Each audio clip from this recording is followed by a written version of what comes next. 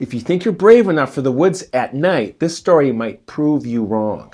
It was April of 2012. A married couple, Reba and Jason, decided to take a peaceful moonlit walk on their own property near Melbourne, Arkansas.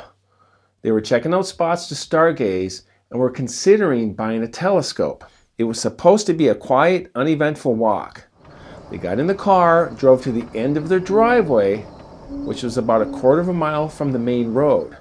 This is surrounded on both sides by thick, dark forest. They parked the car, stepped out into the cool night, and began walking up the driveway. Everything felt normal at first, but halfway up, the mood shifted. They both said they suddenly had an eerie sensation of being watched, and then they heard it. This loud crashing sound coming from the woods to their left. Something was running, and running fast, directly towards them.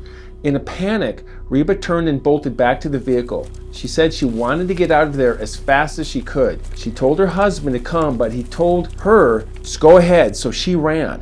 She got in the car and locked the doors, but Jason was back at the midway point on the driveway, standing frozen, shining his flashlight into the dark. Jason grew up hunting. He knows what deer sound like. He's heard bobcats, coyotes, and raccoons, even panthers. This was not that. This is what Jason experienced. He said, the smell hit me first. It was sickening, a mix of roadkill, wet dog, and that sharp metallic sulfur smell you get after striking a match, but stronger, way stronger. His heart pounded with adrenaline. Then the crashing came again, closer, louder, like a bull elephant barreling through the forest. Whatever it was, it had to be charging at him, then stopping and charging again.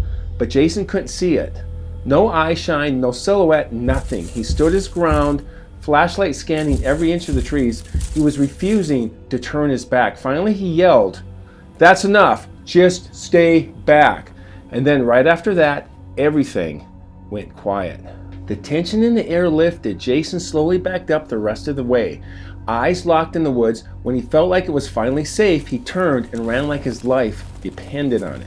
He reached the car and they sped off back to the house, both shaken, both silent. But that wasn't the end. That night was just the beginning. In the months that followed, strange activity picked up around the property. Sounds, smells, feelings of being watched. There were stories from the neighbors and even hunters. It started to feel less like tall tales and more like a recounting of what was happening to them. Jason had always dismissed the local folklore, but now he started researching. But the deeper he dug, the more questions he found, and to this day, they still don't know what it was that stalked him that night in the woods of Arkansas.